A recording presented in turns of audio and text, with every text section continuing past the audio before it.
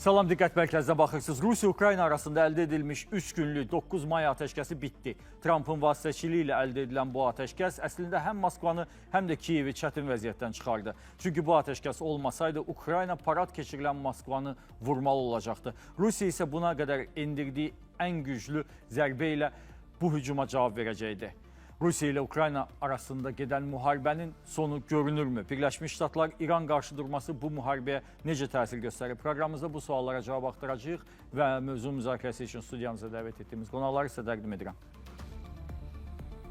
Millət vəkilləri Elçin Qədirli, Gülşən Paşayeva, Sevil Mikailova və Bakı Politologlar Klubunun rəhbəri Zaur Məmmədov. Axşamınız xeyir, hörmətli qonaqlar, studiyamıza xoş gəlmişsiniz. Elkin müəllim, gəlin dərhal bu parada və atəşkəsə keçək. Bu 3 günlük atəşkəs 9 may, 11 maya qədər davam elədi. Artıq tərəflər arasında müharibə davam edir. Rusiya Kiyevə zərbələr endirib. Bu atəşkəs daha çox kimə lazım idi? Atəşkəs daha çox məncə Moskvaya lazım idi. Çünki 9 may baxmayaraq ki, onsuz da tam dəyərini özlüyündə itirmədi, amma çox gözdən saldı Putin o bayramı. Çünki özlüyündə o çox ülvi bir bayramdır. Həqiqətən də faşizm üzərində qələbə günüdür. Amma və söhbət heç də SSR-in dağılmasından da getmirdi. SSR dağılandan sonra da keçmiş respublikalar o bayramı qeyd edirlər. Elə bizim özümüzdə də faşizm üzərində qələbə günü bayram günüdür. Amma Putinin apardığı siyasətdir, Ukraynaya qarşı təcavüz müharibə, cinayətkar bir müharibə artıq o gün, o bayramı da Rusiyanın özünün içində də artıq gözdən salmaqdadır. Çünki bütün mənəvi üstünlükləri gedib, artıq Rusiya 9 mayda hər zaman özünü müdafiə edən tərəf kimi qələbə gününü qeyd edirdi. İndi isə özü işğalçıdır, təcavüzkardır və belə bir gündə xüsusilə də orada paradda iştirak edən hərbiçilərin arasında Ukraynada təcavüzkar müharibədə iştirak edənlər də yürüş etdi. O da lap bir cür ümumilikdə onun mənəvi dəyərini yerə vurdu. O baxımdan əlbəttə Putin üçün onun onsuz da legitimliyini ayaqda saxlamaq üçün, əldə tutmaq üçün çox az əsas qalıb. Onlardan biri bir xalqın yaddaşı olan resurs olaraq 9 may bayramı idi. Onu da əldən verməkdədir. Artıq Rusiyanın özündə də hamı o bayrama, daha doğrusu bayramın özünə yox, məhz Putin rəhbərliyi altında keçirilən parada və birlikdə siyasətə ikrah gözü ilə baxırlar. Ona görə şübhəsiz burada hətta ümumi fonda, indi siz də dediniz ki, Zelenski çox belə istehzalı şəkildə mesaj göndərdi ki, icazə verirəm ki, siz orada keçirəsiniz, yoxsa prinsipcə burada bilərdim. İradənin müharibə zamanı istifadə olunan hər cür retorik ola bilir, amma burada həmən günlə bağlı olan və cavabsız qalmış, yəni ən azı sözdə cavabsız qalmış bir acı bir mesaj idi. Bu baxımdan əlbəttə ki, istinad etdiyi tarixi günlər də əldən gedir, argument olaraq. Yəni, lap başdan burada çox danışılıb. Kiyev Rus dövlətinin, bütün Rus dövlətlərinin az qala ana şəhəri sayılırdı Kiyevi.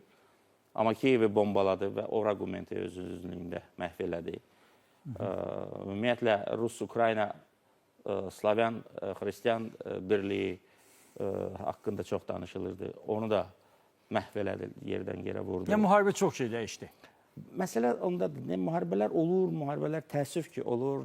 Müharibə edənlər bir-birinə düşmən olur. Amma sonradan da hansısa bir şəkildə indi barışırlar, ya ən azından yola gəlirlər, sülh bağlanır. Amma bu müharibə dövlətlər arası müharibədən çox uzağa getdi və Ukrayna xalqında Rusiyaya qarşı məhz ümumxalq bir nifrət yaratdı. Və bunu indi mən Ukraynaya gedib gəlmiş birisi kimi və Ukrayna deputatları ilə də sıx ünsiyyətdə olan birisi kimi bunu açıq görürəm. Yəni bu artıq dövlətlərin arasında olan müharibə deyil. Ən azı Ukraynada Rusiyaya qarşı, Rus dilinə qarşı, Rus xalqına qarşı az qala nifrət formalaşır. Gülşən xanım, sizin fikrinizcə, ümumiyyətlə qərb ekspertləri Moskvada keçirilən bu paradı müxtəlif çox şərh edirdilər və istər paradda hərbi texnikanın olmamasını şərh edirdilər. Bu parad müharibənin artıq 4 ildən çoxdur davam edir də, 5-ci ilidir müharibənin. Nəyi göstərdi sizin fikrinizcə?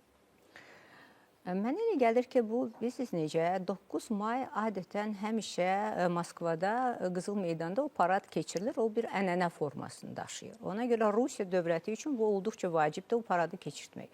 O bir tərəfdən əlbəttə artıq 4 ildən çoxdur ki, müharibə gedir və vəziyyət get-gedə daha da gərginləşir və son dövrdə bu olduqca çətin bir vəziyyətdir və bu mənada əgər biz sizi ilə bir dəqiqə başa düşsək ki, o atəşkəsin əldə alınması da heç də asan deyildi. Yəni, həm Rusiyanın, həm də Ukraynanın bu məsələ ilə bağlı tamamilə başqa mövqeləri var idi. Hər iki tərəf özünün mövqələrini ortaya qoyub bir nöqtəyə bəlkə də gəlib çata bilməyəcəkdilər. Ona görə burada əlbəttə ki, məhz Donald Trumpın birbaşa vasitəçiliyi ilə o 3 günlük atəşkəsin əldə edilməsi bir tərəfdən hər iki tərəf üçün bəlkə də burada Ukrayna üçün o qədər vacib deyil, Rusiya üçün bu çox vacib idi və bu mənada Donald Trumpın bir dəfəli həm Ukrayna, həm də Rusiya arasında bu atəşkəsi əldə etməsi bir tərəfdən elə bir ki, Rusiyanın bu paradı keçirməsi üçün bir imkan oldu. İndi əlbəttə ki, bu paradın keçirilməsi bir tərəfdən orada müxtəlif fikirlər də var ki, bəlkə də bu atəşkəsin əldə edilməsi ilə, paradın keçirilməsi ilə bu proses hansısa bir müsbət məcrada, yəni əgər biz danışırıqsa, münaqişənin sona çatması ilə bağlı son bəyanatlar Rusiya tərəfindən verilən, ona gətirib çıxarır ki, müəyyən ümidlər yaranmaqdadır Rusiya tərəfindən, məhz Donald Trumpın bu prosesdə qatılması ilə və paradın da haradasa keçirilməsi ilə. İndi bəlkə bayaq Erkiməm dedi, nə dərəcədə, hansı səviyyədə bunun keçirilməsinə biz toxunmasaq, ümumiyyətlə parad keçirildi, parad keçirilməyə də bilərdi. Ona görə bu baxımdan parad keçirildi, ancaq yenə də o bugünkü reallıqda görürük ki, 12-dən başlayaraq yenə də atəşkəs artıq dayanıb və yenidən müharibə davam edir. Beləliklə də bu 3 günlük atəşkəsin əldə edilməsi və paradın keçirilməsi hələ də müharibənin sona çatması demək deyil. Sevgi xanım, sizin fikriniz, bu atəşkəs əldə olunanda, ümumiyyətlə Rusiya ilə Ukrayna arasında atəşkəs əldə olunanda həmişə müzakirə edilir ki, necə edək ki, bu atəşkəs davamlı olsun. Yəni, hansısa bir əlamətdar günə, bayrama təsadüf eləməsin, Pasxa bayramına və yaxud 9 may paradına davamlı olsun. İndi müxtəlif fikirlər səslənir ki, Zelenski ilə Putinin görüşü təşkil olunsun, sadalınan yerlər arasında İstanbulun da, Türkiyənin də adı çəkilir. Mümkündürmü bu dəqiqə tərəflər arasında dayanıqlı sülhə doğru addım atmaq? Demirəm, əldə etmək. Hələ addımdan danışıram. Addım mümkündürmü? Mən düzü düşünmürəm. Hər halda kifayət qədər pessimist bir vəziyyət var müharibə ətrafında. Yəni, biz əgər 2022-ci ildə başlamışdı proseslərə baxsaq, onlar kifayət qədər gərgin bir tempdə inkişaf ediblər və hazırki vəziyyətdə isə ümumilikdə səhv etmirəmsə Elkin müəllim dedi ki, Kiyevdə olan ümumi sentiment ondan ibarətdir ki, yəni müharibələr artıq xalqların şuurlarına təsir göstərir. Bəlkə də bu müharibənin gedişində ən dəhşətli və ən gözlənilməz, amma ən acınacaqlı bir faktdır ki, artıq xalqlar arasında xüsusilə də Slavyan belə deyək, etnosuna daxil olan xalqlar arasında bax bu cür düşmən bir münasibət formalaşıb. Bu birinci məsələ. İkinci məsələ isə əgər biz geosiyasi proseslərə baxsaq, həqiqətən də biz artıq müharibə ətrafında maraqların nə qədər haçalanmasını görürük. Əgər bundan əvvəl Biden hökuməti var idi və onlar NATO bloku ilə, yəni Avropa ilə birlikdə sinxron hərəkət edirlər. Amma Trump gəldikdən sonra hakimiyyətə artıq NATO blokunun içərisində siyasi parçalanma getdi və bugün artıq Birləşmiş Ştatların öz marağı var, Avropa Birliyinin öz marağı var, Ukraynanın öz marağı var, Rusiyanın öz marağı var. Və belə bir masa arxasında gördüyünüz kimi haçalanmış maraqlar və tərəflər biri-biri ilə uyuşmur. Bugün biz Ukrayna və Avropanın maraqlarının eyni olduğunu da söyləyə bilməliyik. Burada da fikir ayrılıqları var. Ukrayna və Birləşmiş Ştatlar bu barədə iş müzakirə edə bilmərik. Çünki bildiyiniz kimi Trump gəldikdən verdikdən sonra kifayət qədər radikal bir mövqe tutdu müharibə ilə bağlı və belə demək mümkündürsə, ümumilikdə müharibənin gedişindən çıxdığını de facto ortaya qoydu. Rusiyanın mövqeyi hamıya aydındır. Torpaqlar işğal olunubdur, Ukraynanın torpaqları və ümumilikdə bugün əgər baxsaq ki, yaxın şərqdə gedən proseslər, İran ətrafında gedən proseslər, Birləşmiş Ştatlar və İran arasındakı müharibə və burada da Rusiyanın iştirakçılığı gördüyünüz kimi nə qədər çox gərgin bir geopolitik vəziyyət formalaşıb da, hətta elə proseslər gedir ki, onlar bir sıra hallarda Ukrayna-Rusiya müharibəsini arxa plana çevirir. Ona görə də bu nə qədər aktualdır. İkinci, düşünürəm ki, ən vacib məsələlərdən biri bugün Ukraynada hakimiyyəti yenə də Zelenskidir. Və Rusiya prezidenti dəfələrlə bəyan edib ki, o Zelenski ilə bir masa arxasına əyləşməyəcəkdir. Bəli, ara sıra belə bəyanatlar verir ki, hə, görüşərəm, amma Moskvaya gəlsin. Yəni, çox gözəl bilir ki, o Moskvaya getməyəcək və bu bəyanatı verir birinci. İkinci, bu son paraddan sonraki mətbuat konfransında bildirdi ki, o Zelenski ilə görüşə bilər, amma imzalama mərasimində. Əgər müzakirə olmayacaqsa, tərəflər biri-biri ilə hansısa bir məsələ arasında primitiv danışıqlar aparmayacaqlarsa, onda hansı sülh müqaviləsinin, hansı sənədin imzalanması danışmaq olar. Ona görə də gördüyünüz kimi söz-söhbət çoxdur bu məsələ arxasında, amma real görünən odur ki, müharibəni sona çatdırmaq, münaqişəni həll etmək və bunun üçün ortaya konkret olaraq bir iş, nə də ki, plan qoyulmayıbdır. Fevralda danışıqlar dayanıb, dondurulubdur. Bəli, ara sıra Vitkovun yenidən Moskvaya dönəcəyi, Kremlin danışıqlar aparacağı məsələsi səsləndirilir. Amma düşünürəm ki, Vitkovla Gerard'ın başı daha çox bugün İran problematikasına qarışıb da, onlar Ukrayna, onlar üçün ikinci, bəlkə də dördüncü yerdə gələn bir məsələdir. Zamen, sizin fikriniz, yəni Birləşmiş Ştatlar bir vasitəçi olaraq, faktiki olaraq prosesdən kənardadır. Yəni Trump hətta artıq bəyanatlarında belə Ukrayna mövzusuna geniş yer vermir. Sadəcə olaraq bu son atəşkəsdə Putinin Trump'a zəngindən sonra baş tutmuşdu. Necə hesab edirsiniz? Birləşmiş Ştatların prosesdən kənarlaşması bu münaqişəyə necə təsir göstərir? Əslində, bugün Ukrayna və ətrafında başlayan proseslərdə Amerika Birləşmiş Ştatlarının rolu əsas rollardan birindədir. Çünki onların qurduğu konsepsiya əsasında, Qərbdə qurulan konsepsiya əsasında biz Şərqi Avropada siyasi xəritələrin dəyişdiyinə, yaxın Şərq ölkələrində, Suriyada, İraqda, Liviyada siyasi xəritələrin dəyişdiyini görmüş oluruq. Ona görə ilk növbədə məsuliyyət Vaşinqton tərəfindədir, həm də Vaşinqtonun üzərindədir ki, bu müharibəni necəsə dayandırmaq lazımdır. Məlum məsələdir ki, Amerika Birləşmiş Ştatları öz strateji hədəflərinə çatdı. Erkin müəllimin də qeyd etdiyi kimi, Kiyev Rus dövlətindən əgər Rusiya zamanında danışırdısa, əgər Rusiya imperiyasının, Sovetlərin və müasir Rusiya dövlətinin əsas vurğuladığı ideoloji xətt və ətrafındakı xalqları özünə çəkə biləcək, öz ətrafında birləşdirə biləcək tarixən xətt iki məsələ əsasında dayanırdısa, bu birincisi Moskva 3-cü Romadır və Şərq pravoslavlığının mərkəzidir xristianlığını. Uzun müddət idi ki, biz Osmanlı və Balkanlar arasında müharibədə də, digər müharibələrdə də görürdük ki, məhz Şərqi Avropa ölkələri bu əsasda həm də Rusiyanın dərin münasibətlərə malik idilər. Eyni zamanda ikinci bu Slavyanlıqla bağlı idi ki, Slavyan xalqlarının ətrafında Rusiya var idi, hansı ki, bu və yaxud digər şəkildə özünü birləşdirici qüvvə hesab edirdi. Baxmayaraq düzdür, burada Slavyanların bir qismi ilə çox böyük ədavətdə idi həmişə tarixən Rusiya. İndi də ədavət davam etməkdədir. Amma yenə də Slavyan və pravoslavlıq ətrafında Rusiya bu ideyanı indi itirdi. Yəni, bu ideyalar artıq yoxdur. Bu ideyaları Moskva sabah istəsə belə qaytara bilməz. Biz baxaq görək, hansı ölkələr Rusiyanın yanındadır bu pravoslavlardan ibarət və eyni zamanda Slavyanlardan ibarət. Görmüş olaraq ki, demək olar ki, elə bir dövlət yoxdur. Belarusiyanı saymırıq. Serbiyanı indi 50-nin 50-yədir və orada da getdikcə Avropa inteqrasiya meyilləri güclənməkdədir. Bolqaristanda bir qədər bu meyillər var və eyni zamanda Gürcüstanda bu və yaxud digər şəkildə hələlik pravoslav kilsəsinin mövqeləri olduqca siyasi proseslərdə güclüdür və s. Yəni, ümumi götürdükdə isə bu çəki itirilməkdədir və bu təbii ki, Amerika Birləşmiş Ştatlarında əyləşənlərin bir senarisi idi. onlar vaxtı ikən bu senarini imza atdılar və həyata keçirməyə başladılar. Moskva əgər 2000-ci illərin əvvəllərində Ukraynada olan inqilabdan sonra həmin o proseslərə dərindən məşğul olsaydı, kəşfiyyat baxımından, siyasi və iqtisadi baxımdan bugün biz Ukrayna və Rusiya arasında müharibəni görməyəcəkdik. Amma onlar gözləri görə ki, bu inqilab məhz Rusiyaya qarşıdır. Bu inqilab NATO-nun genişlənməsi və Avropa İttifaqının genişlənməsini hədəf götürüb. Rusiya hakimiyyəti Ukraynada bu və yaxud digər şəkildə hərəkət etmədi.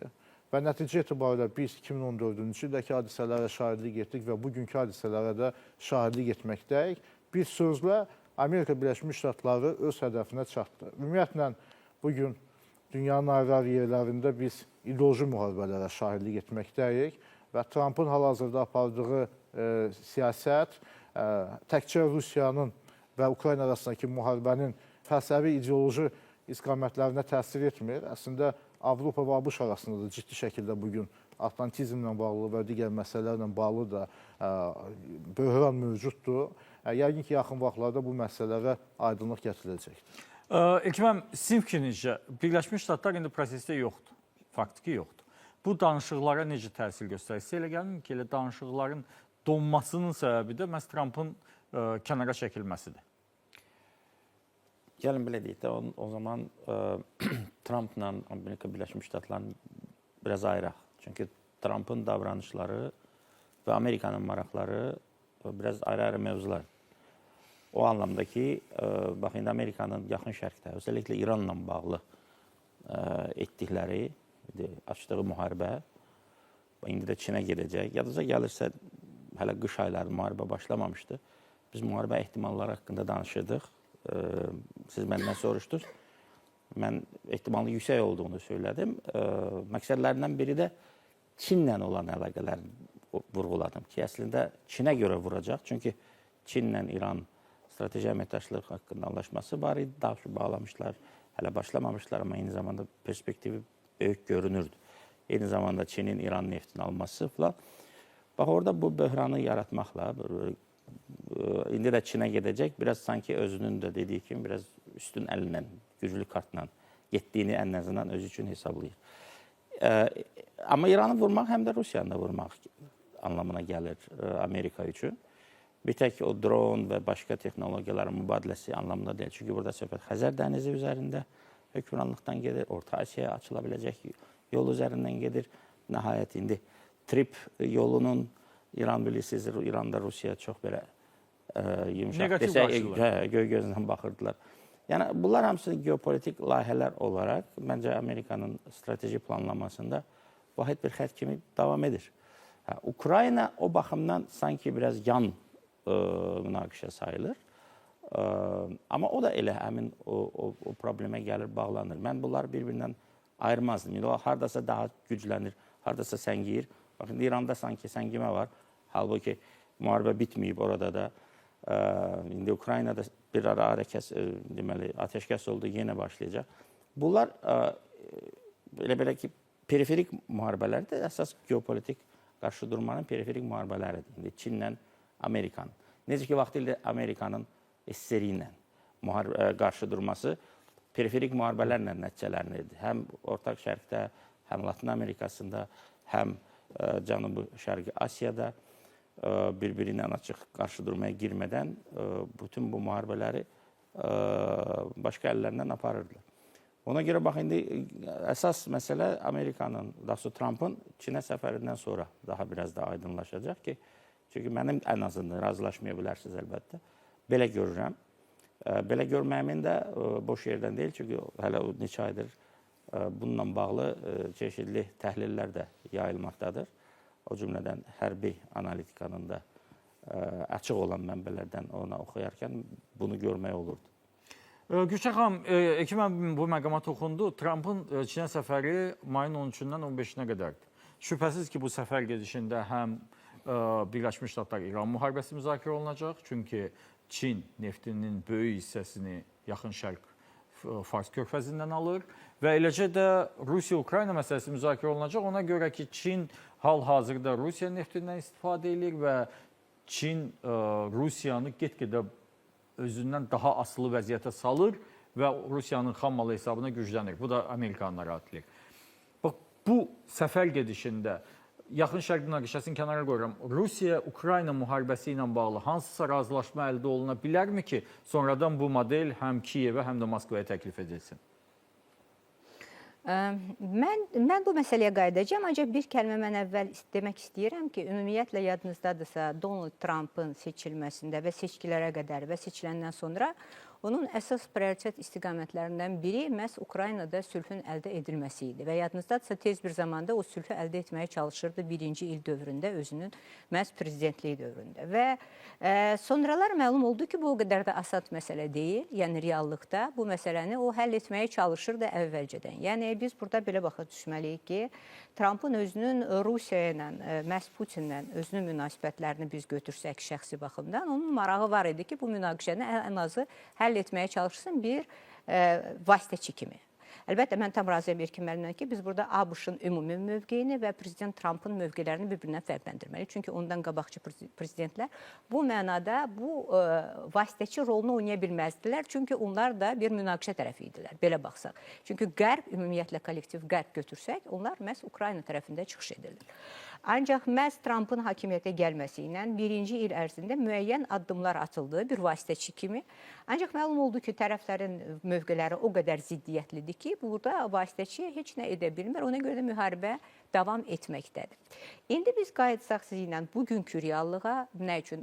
Bir tərəfdən İranda gedən müharibə əlbəttə məhz Trumpın bu mənada marağını bu münaqişənin həll edilməsinə xeyli azaldıb və hər iki tərəfin mövqeləri yenə ziddiyyətli olmaqda qalır. Ona görə də bugünkü reallıqda əgər biz fikirləşiriksə ki, məhz İran kontekstdə bu ikinci bir müharibə teatrıdır və Hörmüz boğazının bağlanması ilə hal-hazırda orada blokada davam eləməkdədir. Bu da birbaşa yenə Amerikanın bu müharibədə artıq birbaşa iştirakçı kimi biz bayaqdan vasitəçiliyindən danışırıq. İndi isə artıq o iştirakçı tərəfdir. Məhz İran, İsrail və ABŞ müharibəsi. Və bugün də əlbəttə orada atəşkəsdən söhbət gedir və burada əlbəttə Çinin məhz bu yaxında onun, yəni sabahdan başlayaraq o səfəri Çinə olduqca böyük aktuallıq kəsb edir və qlobal baxımdan müəyyən maraqlar var ki, orada müəyyən nəticə əldə edilə bilər. Hər iki kontekstdə, yəni həm Rusiya-Ukrayna, həm də eyni zamanda İranla bağlı müəyyən sövqələşmələr, müəyyən elə bir ki, danışıqlar hansısa bir nəticəyə gətirib çıxara bilər. Mən bu ilə tam razıyam. Ancaq burada söhbət ondan gedir ki, bir məsələyə də biz diqqət verməliyik. ABŞ-ın hər iki kontekstdə özünün marağı var. O necə istəyir bu münaqişələr həll edilsin. Eyni zamanda münaqişə tərəflərinin özlərinin də müəyyən maraqları var və o maraqlar üst-üstə düşməyə də bilər. Və Çin öz tərəfindən bu məsələlərə də özünün bir baxışını ortaya qoyacaq. Ona görə də bugün hal-hazırda o danışıqların nə ilə nəticələnməsi bir qədər sual doğurur. Seyxan, mən Rusiya-Ukrayna müharibəsinin bir növ qısa xronologiyasını xatırlatmaq istəyirəm. Bu dünyada necə görünürdü? Rusiya Ukraynaya hücum eləyir. Bütün Qərb, bütün dünya düşünür ki, bu müharibə uzağı 5-7 gün davam edəcək. Müharibə daha çox davam edir. Ukraynaya silah göndərməyə başlayırlar. Əvvəlcə çox zəif, daha sonra daha çox, daha sonra daha çox. Haymarslar göndərilir. Ukrayna əks hücuma keçir. Torpaqların bir hissəsini geri alır. Daha sonra Ukraynada gözləntilər artır. Ukrayna yenə hücuma keçir, heç nə alınmır, geri otururlar. Rusiya hücuma keçir, onlarda da heç nə alınmır və indi cəbhə xətti formalaşıb. Bu cəbhə xətti Birinci Dünya Müharibəsi zonası dövrünün cəbhə xəttinə oxşayıb. Tərəflər özlərinin irəliləməklərini artıq kilometrlərlə də yox, metrlərlə hesablayırlar. Yəni, cəbhədə pat vəziyyətidir. Danışıqlarda isə əvvəlcə Ukraynanın səsi çox zəif çıxırdı. İndi get-gedə daha ötkəm çıxır. Artıq Ukrayna silah istehsalı ilə bağlı Avropa və Ərəb dövlətləri ilə müqavilələr bağlayır. Sizə elə gəlmirmi ki, bu müharibədə get-gedə biz Ukraynanın güclənməsinin, Rusiyanın isə vəziyyətdən çıxış yolu tapa bilməməsinin şahidi oluruq? Yox, elə düşünmürəm. Əvvəlan, əgər biz baxsaq proseslərə, siz indi söylürsünüz ki, Rusiyanın vəziyyəti zəifdir, Ukraynanın vəziyyəti Əvvəlki illərə nisbətən yüksəkdir. Yox, əgər xatırlayırsınızsa, ilk başlayanda müharibə Zelenski daha böyük dəstək mən belə görürdüm. Çünki o müxtəlif beynəlxalq platformalara dəvət olunurdu. Ən yüksək kürsülərdən, ən yüksək belə deyək, onu orada dəstəkləyirdilər, çağırırdılar, dinləyirdilər. Bugün bunlar yoxdur. Yəni, sadəcə olaraq Zelenski ayrı bir vəziyyətdir və arada bir boşluq da yarandı. Çünki torpaqlar işğal olundu Rusiya tərəfindən. Ukrayna onu geriyə ala bilmədi. Bəli, 1 kilometr o tərəfə, 1 kilometr bu tərəfə və yaxud da 10 kilometr içəri, 10 kilometr geriyə. Bu, müharibənin hansısa bir formada taleyini həll edirmi? Qəti şəkildə yox. Bu, sadəcə olaraq variasiyadır. Taktiki, belə deyək, geriləyirlər, irəliləyirlər. Amma məsələ burasındadır ki, artıq Mariupol, Donetsk, onlar hamısı Rusiya tərəfindən işğal olunubdur və bu reallıqdır. Və bundan sonra indi Zelenskini bugün artıq ayrı bir rol veriblər və o gedir yaxın şərqə, orada silah tədarükü ilə bağlı memorandumlar imzalayır İranla olan münaqişədən sonra.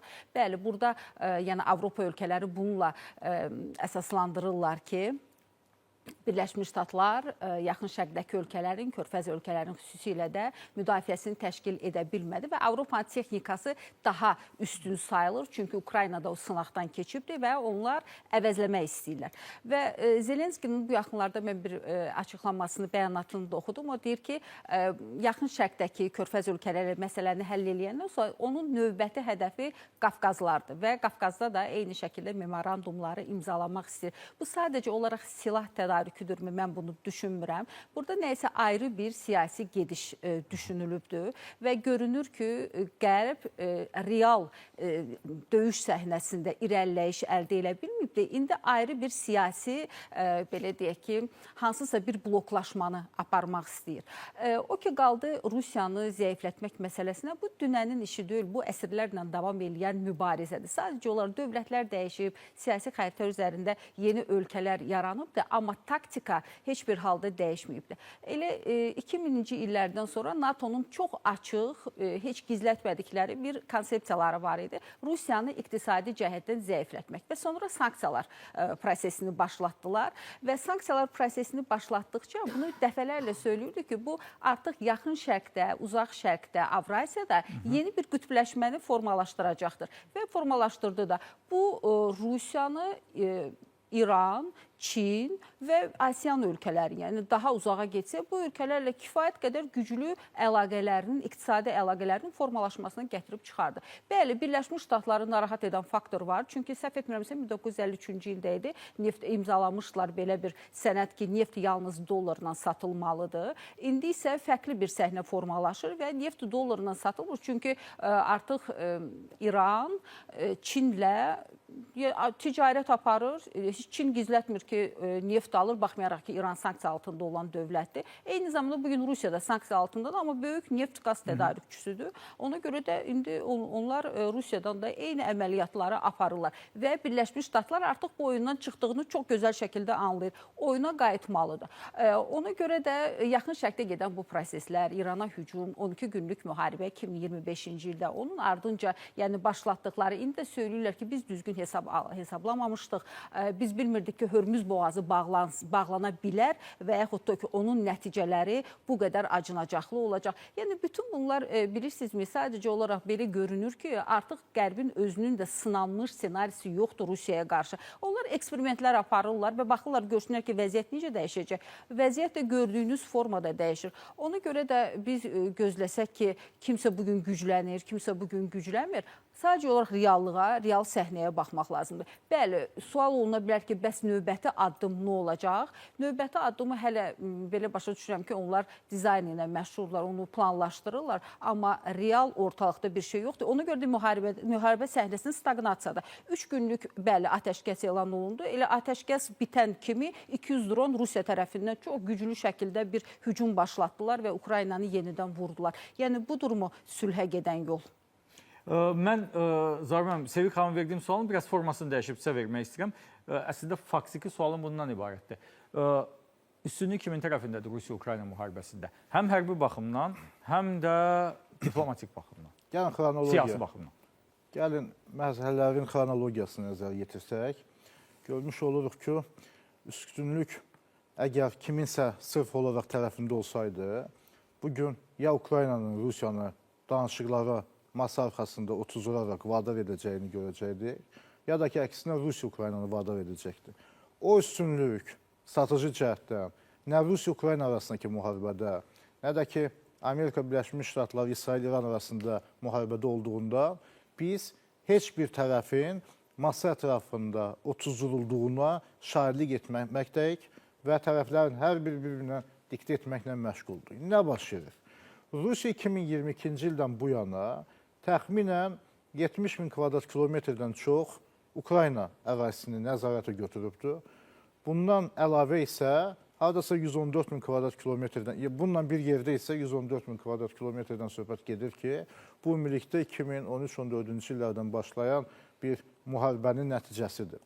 Bugün onlar arasında danışıqlarda ən çətin, gərgin məqamlar nə ilə bağlıdır? Rusiya tələb edir ki, təkcə 2 vilayət yox, yəni Luqanskın 99%-nə, hansı ki, Rusiya bugün nəzarət edir və Donetskin 75%-nə, eyni zamanda Xerson haradasa 68%-nə nəzarət edir və Zaporojye orada da 73% haradasa. Bu rəqəmlər təbii ki, tam dəqiq deyil, oynayan rəqəmlərdir. Amma aşağı-yuxarı bu rəqəmlərdir ki, nəzarət edir. Rusiya üçün hal-hazırda bu vilayətlərdə oturmaq çox vacibdir. Çünki gördüyünüz kimi xəritəyə də baxanda biz görürük ki, Krım Muxtar Respublikasına giriş Xersonu təşkil edir. Düzdür, Xersonun mərkəzi şəhəri demək Ukraynanın nəzarətində olsa da, ümumilikdə cənub və cənub-şərq istiqamətində Rusiya üstünlüyə malikdir və Zaporojyeni də vermək istəmir. Bu iki vilayət əlavə edildi və Zelenski seçim etməlidir ki, təkcə söhbət Donetsk və Luqansk vilayətlərindən yox, Zaporojye və Xersondan da gedir. Kompromis kimi Rusiya ola bilər ki, Sumi vilayətinin hansı ki 1% cəmi orada 1%-ə qədər bir torpaqları götürüb və eyni zamanda Xarkovun 4%-ni, yəni ümumilikdə 5% Rusiya tərəfindən Ukraynaya gedəcək kompromisdən söhbət gedir, əgər biz ərazilərdən danışırıqsa.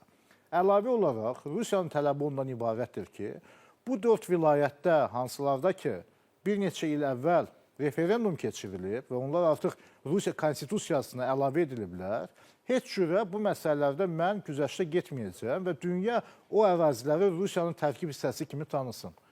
Təbii ki, Zelenski bunu edərsə, o zaman sual yaranar ki, niyə vaxtı ikən İstanbulda danışıqların nəticəsiz qalmasında israrlı olmuşsa, nə dəyişdi vəziyyət dəyişəndən sonra, keçəndən sonra?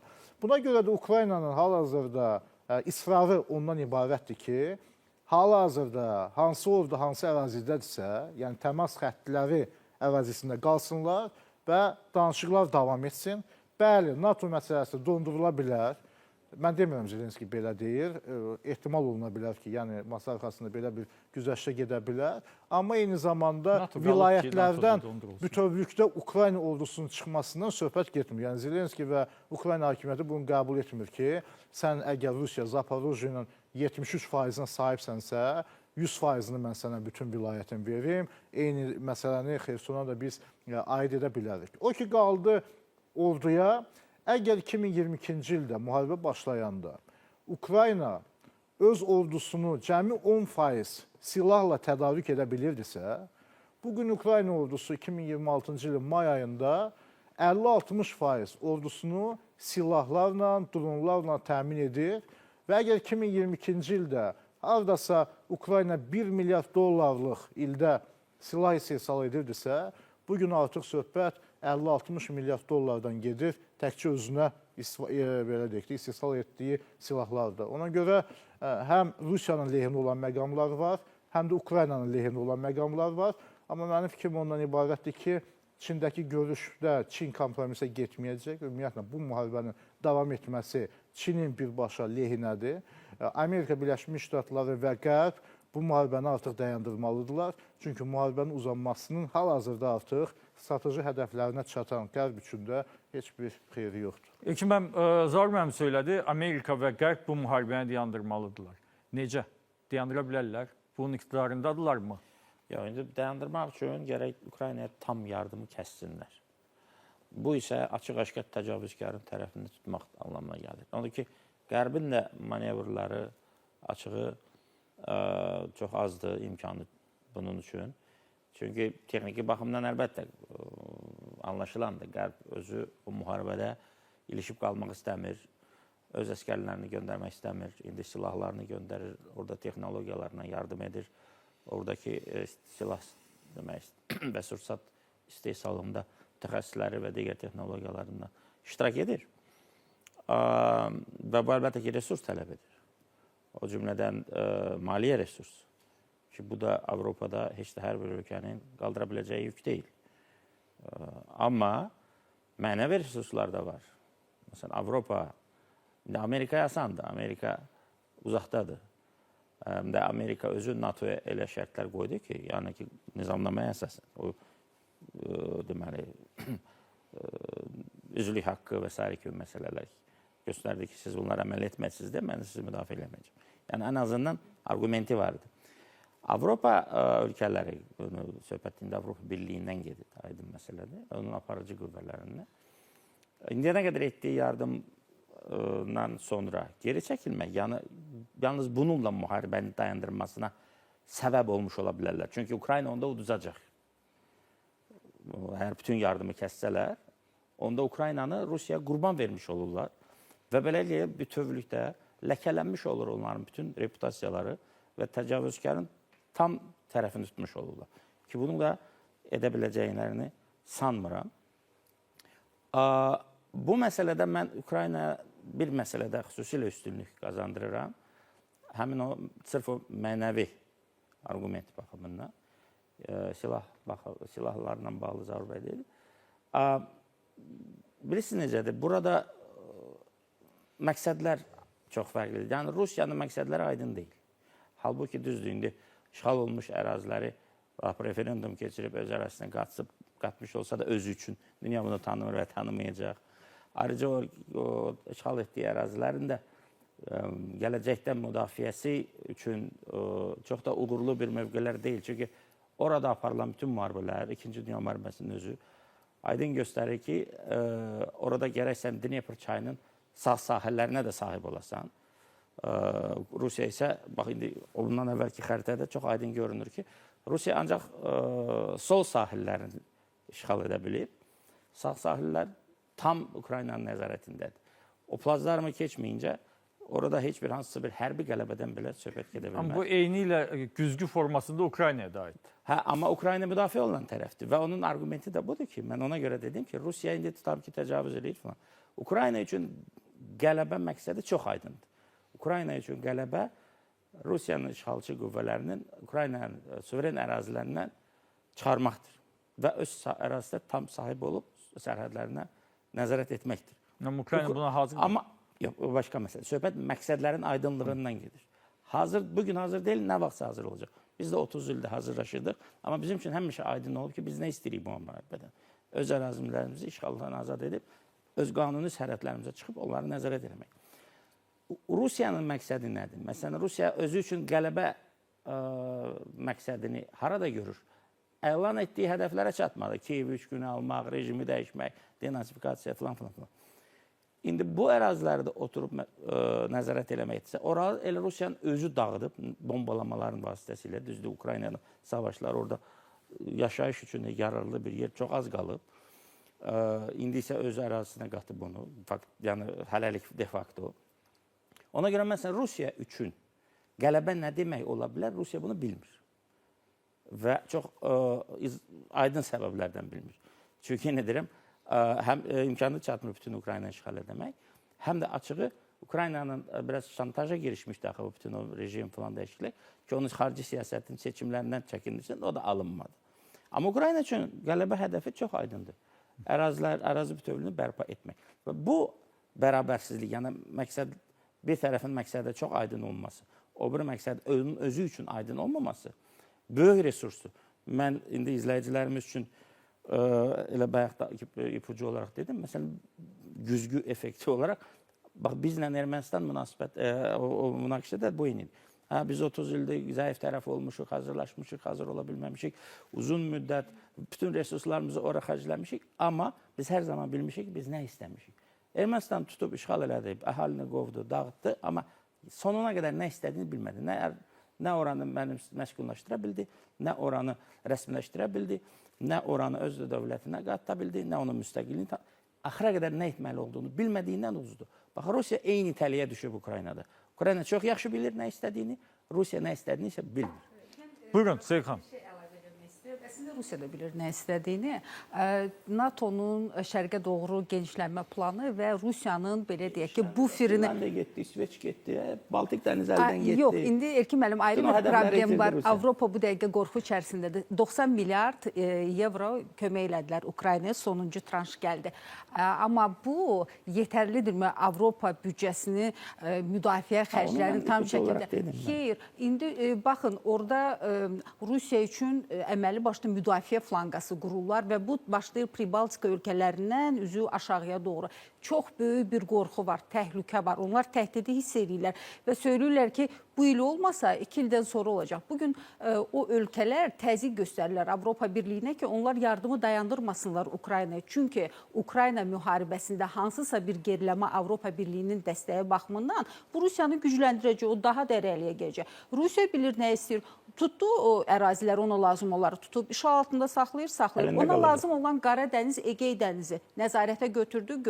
Bu tarixi... Qara dənizdə Rusiya oyunçu deyil. Türkiyə donanması, Rusiya donanmasına çox güclüdür. O ərazilərə çatıbdır. Yox, çatmağından nə edəcək işğal orada? eləyəndən sonra elə Qara dənizdə artıq onun hegemonluğunu, öz Heç bir hegemonluğunu... hegemonluğu yox.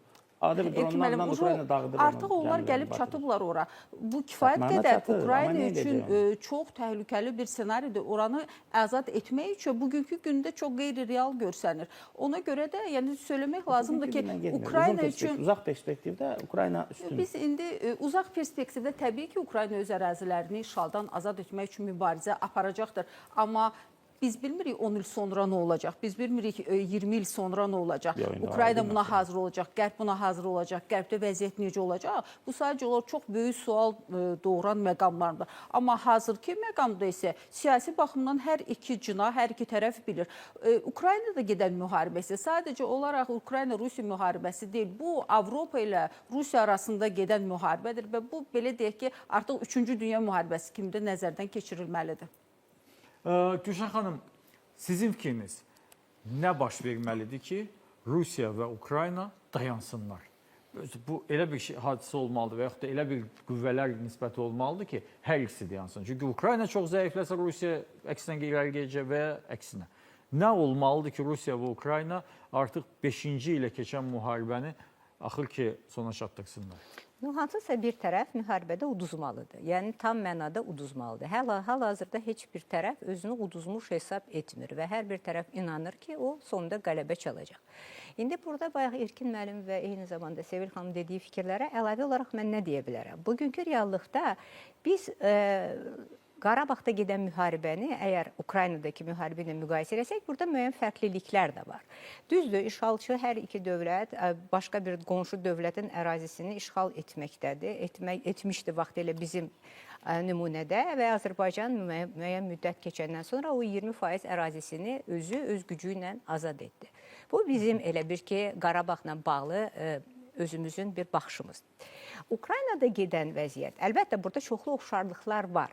Ancaq burada bir məsələ var. Ermənistan heç vaxt Qarabağı tanımamışdı. Heç bir sənəd qəbul eləməmişdi və bu mənada Rusiyada, Ukraynada gedən müharibəni biz müqayisə eləsək, bu başqa bir. Bayaq onu çox düz dedi Zaur müəllim. Yəni o 4 vilayətlə bağlı konstitusiyada artıq dəyişikliklər edilib və o ərazilər artıq Ukraynanın konstitusiyasında Rusiyanın bir hissəsidir və buradan geri heç kim addım ata bilmir. Başqanı tanıyan. İndi düzdür. Ancaq biz götürürsə Rusiya dövləti üçün bu artıq hüquqi cəhətdən siz bir hüquqşünas kimi başa düşürsünüz ki, bu ola bilər. Ancaq bizim də ancaq Ermənistanda bu olmayıb. Düzdürmü? Gəlin biz hər kəs ən azı biz dövlətin ərazisini işğal edib özünü elan etmək. Başa düşürəm. Ancaq yenə də biz burada deyiriksə, bütün dünya onu tanımamasına baxmayaraq, onunla biz razıyıq.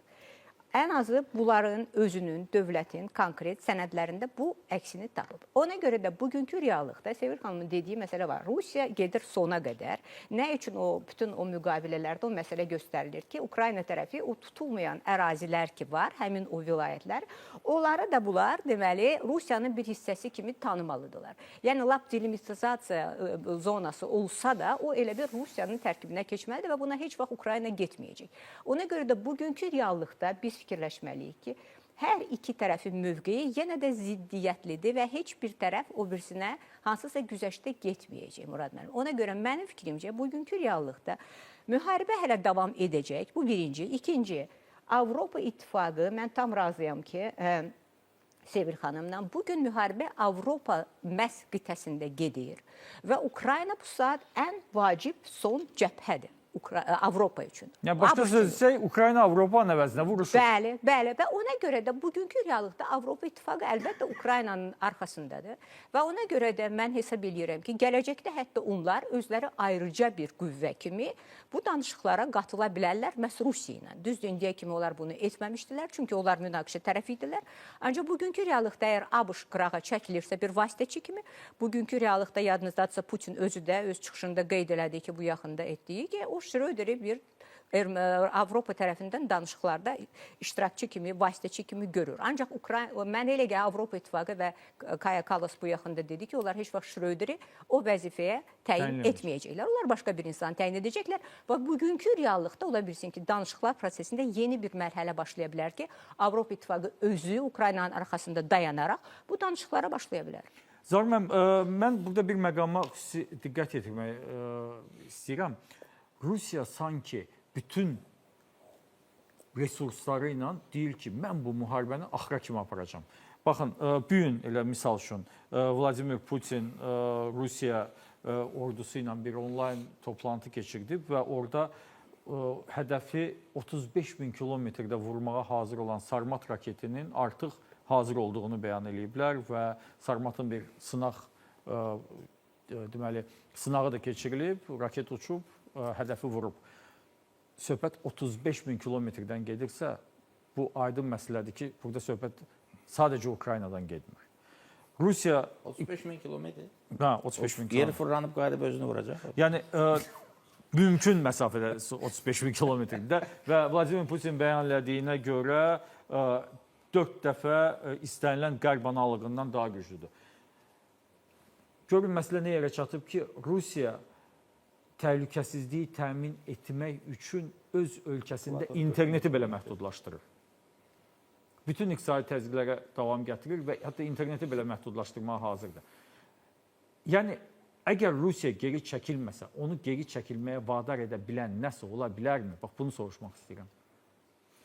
Birincisi, onu qeyd edək ki, həmin bu ərazilərdə, xəritədə çayın şərq və sol tərəfini gördük, şimalını, cənubunu və s. istiqamətlərdə. Vaxtı ikən Avropa ilə Rusiya arasında müharibə olub. Uzun müddət o da çəkib Ukrayna üzərində və orada da torpaqların iki yerə parçalanması ilə nəticələnib. Birinci Dünya müharibəsinin nəticəsi olaraq Ukrayna başqa bir formada özünü göstərib. İkinci Dünya müharibəsi və bugün gördüklərimiz. Yəni, tarix bu baxımdan təkrarlanır. Amma mən düşünmürəm ki, uzaq mənzilli raketlərdən Rusiya tərəfi və yaxud Ukrayna tərəfi bir-birinə qarşı istifadə edəcəkdir. Ümumiyyətlə, hal-hazırda söhbət ondan gedir ki, hətta Zelenskinin də təklifi ondan ibarətdir ki, hansı ki, Rusiyanın da çox yaxşı lehinədir, xüsusilə də Rusiyanın qərb vilayətlərinin hava limanlarının qorunması üçün ki, gəlin bir-birimizin hava limanlarına zərbələr endirməyək və s. Yəni, iki mərhələdə bununla bağlı razılıq əldə edilərsə, ABŞ vasitəçiliyi ilə, biz artıq digər məsələlərlə bağlı da baxış bucağında oturuşmanın şahidi ola biləcək. Dünənə kimi Rusiya prezidenti Zelenski ilə görüşməyəcəm deyirdi. Elədirmi? Artıq biz görürük ki, fikirlərdə yumşalma var. Rusiya tərəfi və Ukrayna tərəfi bir-birinə görüşə hazır olduqlarını qeyd edirlər. Zaur müəllim, üzr istəyirəm. Siz Putinin iranik formada mən görüşə ancaq Moskvada razılaşacağım fikrini yumşalma kimi qiymətləndirə bilərsinizmi? Yəni, yox. Aydın məsələ ki, Zelenski Moskvaya heç vaxt getməyəcək. Moskvada o fikri çoxdankı fikirdir. Artıq Rusiya rəsmilərinin digər fikirləri ondan ibarətdir ki, belə bir məsələlərə baxılır. Moskvada təbii ki, heç bir nə Tehranda, nə Vaşinqtonda yəni müharibə tərəfləri bir-birinə o şəhərdə görüşə bilməzlər. Düzdür, Rusiya tərəfindən əvvəldən bəli, Zelenskiyə münasibət ondan ibarətdir ki, o qeyri-legitim siyasi elitadır və onunla heç bir görüş keçirilməyəcək. Və bu yaxınlarda Amerikanın müxtəlif mətbuat orqanlarında da məlumatlar yayıldı ki, vaxtikən Zelenskinin Kremlə verdiyi söz də var idi əslində. O sözü yerinə yetirməyib. NATO ilə bağlı və bu Avropa İttifaqı ilə bağlı və s. Mən düşünürəm ki, bu il müharibənin bəlkə də son ili olacaqdır. Dondurulmuş variantda biz uzun-uzadı bir danışıqlara şahid edə bilərik. Rusiya Qara dənizə çıxışı genişləndirib hal-hazırda. Düzdür, Moldova kimi çıxış bir əldə etmək istərdi Odessa istiqamətində, amma Odessa çox vacib ideoloji strateji şəhərdir. Odessa təkcə Ukrayna üçün yox, bəzi digər mərkəzlər üçün də vacibdir. Odessanı verməzdilər. Elə bu civarda, bu Xerson və Zaporojye civarında Rusiya ordusu düşünürəm ki, qalacaq və məsələ dialoqla davam edəcək. Seyid xanım, siz Zaur müəllimin müharibənin bu il dondurulacağı ilə bağlı ehtiyatlı, optimist proqnozunu paylaşırsınız, yoxsa necə? Yox, mən düşünmürəm ki, müharibədə hansısa bir dondurulma vəziyyəti mümkün olacaqdır. Tərəflər kifayət qədər güclüdürlər, kifayət qədər də böyük itkilərlə müharibə gedir və ona görə bu itkiləri verməyiblər ki, sonda nə qələbə, nə məğlubiyyət, sadəcə olaraq dondurma. Bundan əvvəl də atəşkəslə bağlı əslində təkliflər var idi və tərəfləri buna sövq etmək istəyirdilər, amma Rusiya tərəfi buna razı olmadı və olmayacaqdı. O stolun üstünə konkret fakt qoyub, konkret tələb qoyub ki, işğal etdiyi ərazilərin legitimliyini tanısınlar və Ukrayna legal şəkildə bu əraziləri itirdiyini bəyan etsin. Ukrayna bunu edəcək, təbii ki, etməyəcəkdir. Və ən azı Krımın Dünya Birliyi tərəfindən tanınmasını tələb edir. Dünya Birliyi bunu edəcək, təbii ki, etməyəcək. Bu Birləşmiş Millətlər Təşkilatının nizamnaməsinə tam şəkildə zidd gələn bir məsələdir. Belə olan halda, yəni tərəflər hansı predmet ətrafında bundan sonraki danışıqlara gedə bilərlər? Düşünürəm ki, bu sadəcə olaraq danışıqlar prosesində bir versiya kimi hansısa bir tərəfindən, bəlkə də Birləşmiş Ştatlar tərəfindən ortaya qoyulmuş təklif idi. Amma müharibəyə son qoymaq üçün siz bundan əvvəl sual verirsiniz. Mən düşünürəm ki, burada kompromis mütləq şəkildə olmalıdır. Ən azı danışıqları doğru, düzgün, legitim istiqamətə aparmaq üçün. Bunun isə yolu Ukraynada siyasi hakimiyyətin dəyişməsindən gedir. Yəni, bunu istəyib istəməyəcəklər bu məsələnin ayrı bir tərəfidir.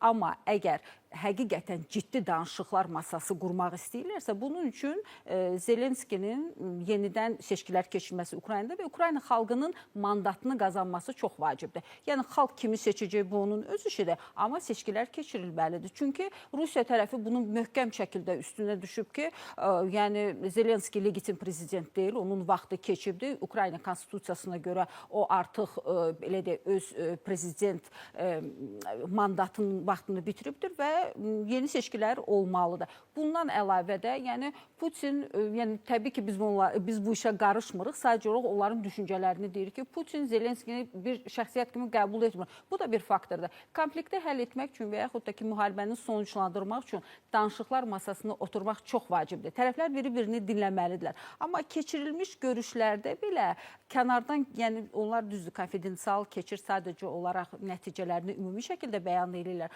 Amma belə məlum olur ki, tərəflər biri-birlərini heç dinləməyə belə hazır deyirlər. Yəni, belə olan halda hansısa bir sonunclanma, hansısa bir pozitiv dinamika, hansısa bir, belə deyək, nöqtəni görmək mümkündür. Bundan əlavə, söylədiyimiz kimi, buradan sülh danışıqlarını aparmaqla bağlı bəyanatlar səsləndilər. O tərəfdən də Avropa Birliyi, NATO Ukraynanı silahlandırır, ona yardımlar edir. Yəni, bu özü də kifayət qədər sual doğuran məqamlar. Ekibəm, son 5 dəqiqəmiz var. Ona görə mən sizə mümkün qədər bir qədər qısa cavab xərcləyəcəm. Seyid xanım söylədi, tarix çox müharibələr görüb də. 100 illik müharibə olub, 30 illik müharibə olub Avropada. Amma müasir dövrümüzdə belə uzun müharibənin olması qeyri-mümkün sayılırdı hər halda. İndi nə vaxtsa bu bitməlidir də. Bunlar sonsuzluğa qədər müharibə apara bilməzlər axı. Bu həmin o bitmə nöqtəsi, həmin o qırılma nöqtəsi ki, bəsdir vuruşduq, gəlin danışaq nöqtəsi sizin fikrincə çoxmu uzaqdadır? Onu demək çətindir, amma o 100 illik falan müharibələr ki deyirsiniz, bu o demək O təsirlərdə olub. Yox, söhbət ondan getmir. O demək deyil ki, o 100 ilin 100 ilini də vuruşublar. Orada aktiv müharibə o 100 ilin içində çox qısa bir zaman alır. 30 il, 40 il ümumiyyətlə heç bir müharibə olmayıb. Yəni bu ona görə də müharibə adlanıb ki, bizi ona qalsa bizim müharibəmizdə belə baxın 30 illik müharibədir. Bizim müharibə, hə. Yəni, Dondurulmuş 30 illik münaqişə. müharibə. Amma yəni bu olur. Yəni müharibə sülh bağlanana qədər davam edir. Yəni o demək deyil ki, döyüşlər getmir deyə müharibə bitir. Yox, müharibə uzun müddət döyüşsüz də davam edə bilir. Başqa yollarla davam edir. Çünki dövlətlərin bir-birinə düşmən münasibətləri aktiv döyüşlər aparmadan da olur. Yeri gəlmişkən təcavüz cinayəti beynəlxalq hüquqa görə heç də həmişə bir dövlətin başqa dövlətin ərazisinə hərbi hücumla nəticələnmir və onun hüquqi təsbit çox fərqlidir. Adicə bir dənə limanın blokadası yetər ki, sən ona təcavüz sayasan beynəlxalq hüquqa görə. İlkin mən başqa cür soruşum. Ukrayna cəbhəsində silah nə vaxt tutar? Olsa şey olar, nədir onun, ateşkəs. O ateşkəs uzun zaman sürə bilər və o uzun zaman ərzində danışıqlar aparıla bilər. Yeri gəlmişkən burada indi daha çox Zelenskidən danışıldı ki, o Rusiya onu qeyri-legitim sayır, halbuki Ukraynanın özü üçün müharibə şəraitində nə seçki keçirəsidir və bunu Avropa qəbul edir, prinsipdir, dağılı batan argumentdir. Amma Rusiyanın özündə hakimiyyət dəyişə bilər axı. Yəni Putin yaşlı adamdır, yəni hər nə olacaqsa olacaq, amma artıq danışıq aparan tərəflərdə hakimiyyət də dəyişə bilər bu illər ərzində. Yəni bu da önəmlidir, bunu gözdən qaçırmaq olmaz. Amma mən istənilən halda burada sırf hüquqi və argumentativ baxımdan Ukraynanı üstün sayırım.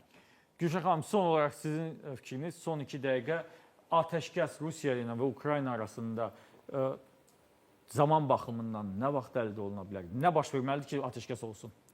Mənə elə gəlir ki, mən bunu məhz Avropada təhlükəsizliyin əldə edilməsi kontekstində görürəm. Yəni, söhbət Avropanın təhlükəsizliyindən gedir, Ukrayna onun bir hissəsidir və bu mənada məhz danışıqlar bu kontekstdə əgər əldə edilsə, sonunda bir nəticə ki, Rusiya və Ukrayna və belə baxanda Ukrayna Avropanın bir hissəsi kimi götürülür, Rusiyanın özü də müəyyən mənada belə baxanda Avropada yerləşir müəyyən hissəsi. Ona görə burada ümumi bir ortaq məxrəc tapılmalıdır. Hörmətli qonaqlar, proqramımıza ayrılan vaxt başa çatdı. Studiyamıza gəldiyinizə görə sizə təşəkkür edirəm. Əziz tamaşaçılar, biz bugün Diqqət Mərkəzində Rusiya və Ukrayna arasında davam edən müharibədən danışdıq. Bu müharibənin mümkün yekunlaşdırma variantlarını, atəşkəsin əldə olunması perspektivlərini müzakirə etdik. Bizə baxdığınıza görə təşəkkür edirəm. Gecəniz xeyir qalsın.